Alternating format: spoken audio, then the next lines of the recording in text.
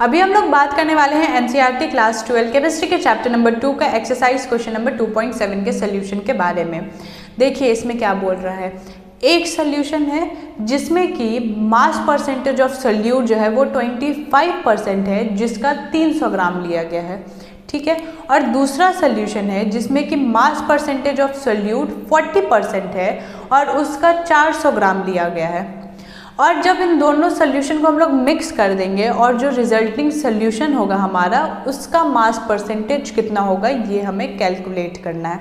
तो आइए देखिए कैसे कैलकुलेट करेंगे। सबसे पहले हम लोग जानेंगे 25% बाय मास का मतलब क्या हुआ कि 100 ग्राम ऑफ सोल्यूशन में 25 ग्राम ऑफ सोल्यूट है हमारा। 25% मतलब क्या हो गया कि 100 ग्राम में हमारा 25 ग्राम सोल्यूट है। तो वैसे ही 300 ग्राम में कितना सोल्यूट होगा।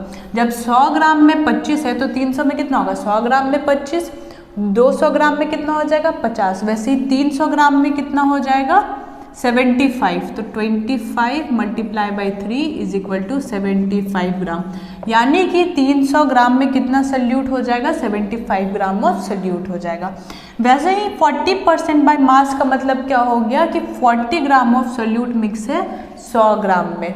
तो वैसे ही 400 ग्राम में सोल्यूट कितना हो जाएगा, 100 ग्राम में 40 है तो 200 ग्राम में 80 हो जाएगा, 300 ग्राम में 120 हो जाएगा और 400 ग्राम में कितना हो जाएगा 160। 4 multiply by 40 is equal to 160 gram, ठीक है। ये हमारा निकल गया। अब क्या हुआ, इन दोनों को तो मिक्स कर दिया, ये एक सोल्यूशन था, ये एक सोल्यूशन था, और लास्ट में क्या किया, दोनों सोल्यूशन को मिक्स कर दिया।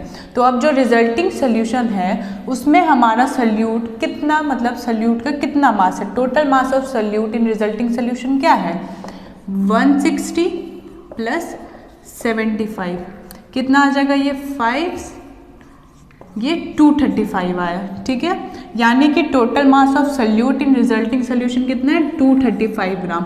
अब सोल्यूशन का टोटल मास कितना हो जाएगा, पहले था एक सोल्यूशन का था 300 ग्राम, दूसरे का था 400, तो रिजल्टिंग का कितना हो जाएगा 300 प्लस 400 इज इक्वल टू 700 ग्राम।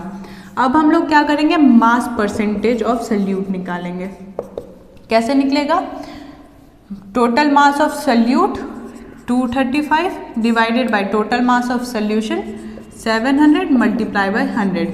जब हम लोग इसको सॉल्व करेंगे तो हमारा वैल्यू आ जाएगा ये 33.5%। तो मास परसेंटेज ऑफ ये सोल्यूट निकला है। अब हम लोग सॉल्वेंट का भी निकाल लेते हैं। मास परसेंटेज ऑफ सॉल्वेंट कितना हो जाएगा 100 माइनस 33.5, जिससे कि ये वैल्यू आ जाएगा हमारा 68.5।